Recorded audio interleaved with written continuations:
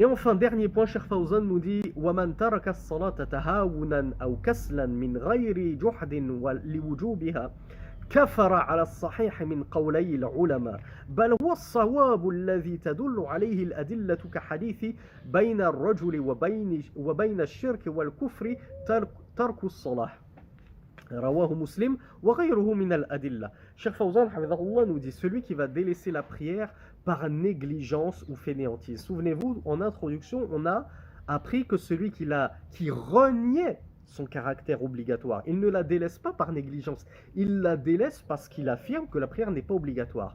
On a dit celui-là il est kafir. On est tous d'accord, c'est un ijma', c'est un consensus des musulmans, il est kafir celui-là. Mais celui qui dit non, non, je reconnais que la prière est obligatoire, mais Rabbi smah, qu'Allah me pardonne, Allah ghalib, comme ils disent, comme si c'était Allah qui t'avait contraint à ne pas prier, Allah ghalib, je prie pas, la flemme, je me sens pas prêt, plus tard, etc. Mais tu reconnais qu'elle est obligatoire. Est-ce qu'une telle personne est croyante ou incroyante, musulmane ou mécréante? Cheikh Fawzan nous dit il y a deux paroles, on l'a déjà expliqué en détail.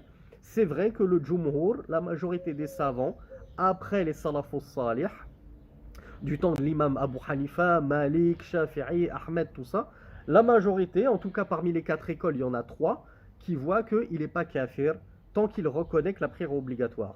L'école de l'imam Ahmed, c'est que si il refuse toujours de prier, quand bien même il reconnaît qu'elle est obligatoire, mais il refuse, après qu'on lui ait demandé à 3 reprises de faire tauba et de prier, s'il refuse, alors on le juge kafir.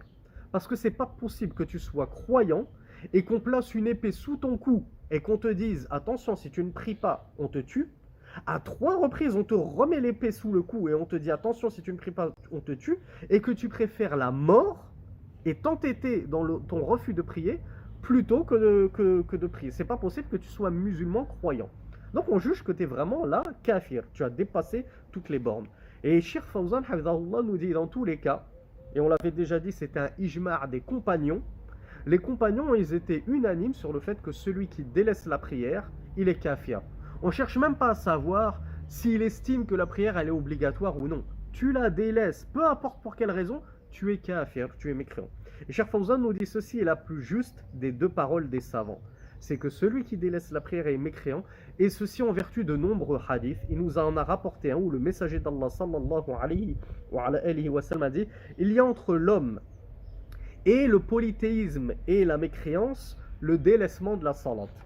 C'est-à-dire entre le kufr et toi, entre la mécréance et toi, il y a la prière. Si tu pries, tu es prémuni du kufr, Inch'Allah.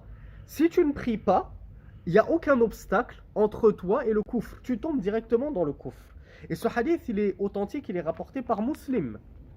Et il y a plusieurs dalils qui vont dans ce sens-là. Donc Cheikh Fawzan, il va encore plus loin. Regardez encore une fois la sévérité de Cheikh Fawzan. Oui, les savants, ils sont gentils, ils sont doux, ils sont... Qu'est-ce qu'il faut faire d'un tel cas? Il faut lui faire le rappel avec douceur, il faut être gentil avec lui, il faut le brosser dans le sens du poil. Regardez ce que dit Cheikh Fawzan, ouvrez grand vos oreilles.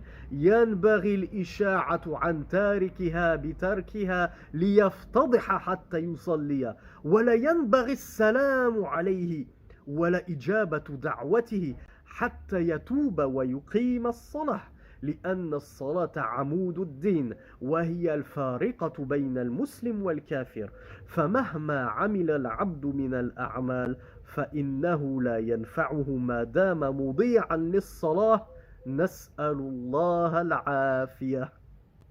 Ouvrez grand vos oreilles. Les petites natures, asseyez-vous, ça va être violent. Cheikh Fawzan Hafidhahullah nous dit il convient de entre guillemets balancer, je trouve pas le terme dénoncer. Voilà, c'est un terme un peu plus poétique que balancer. Il convient de dénoncer la personne qui abandonne la prière. Ce qu'il faut cacher, ne rien dire, le laisser tranquille, lui faire le rappel en douceur. Cheikh Fawzan a dit il convient de le dénoncer, cette prière-là, afin que son cas soit yaftadih. Vous savez ce que c'est qu'al-fadiha? C'est être percé au grand jour. On t'a découvert, on a découvert l'immondice sur laquelle tu reposes, qu'est le délaissement de la prière. Il convient de le dénoncer afin que son cas soit percé, que son immondice, l'horreur sur laquelle il repose, soit percée et connue de tous, connue au grand jour. Et il ne convient pas de le saluer. Tu ne lui passes pas le salam à cette personne qui ne prie pas. Il ne convient pas que tu répondes positivement à son invitation.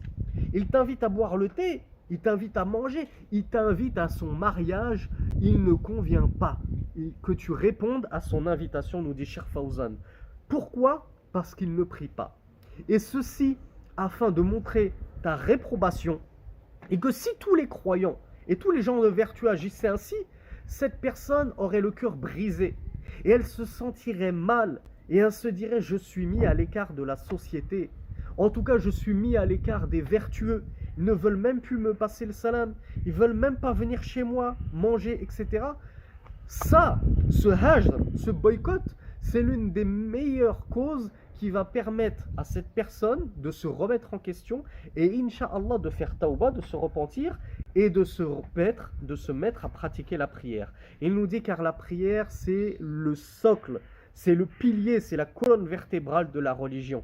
Et c'est celle qui opère la distinction, la différence qui tranche entre le musulman et le mécréant.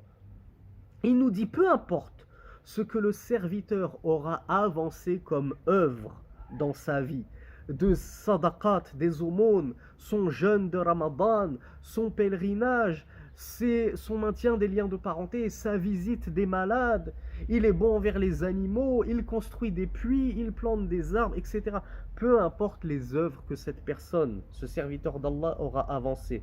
Cheikh Fawzan nous dit ces œuvres-là ne lui profiteront en rien et ne lui seront en rien bénéfiques tant qu'il perdra sa prière, tant qu'il ne s'acquittera pas de sa prière et qu'il ne fera pas partie des prieurs.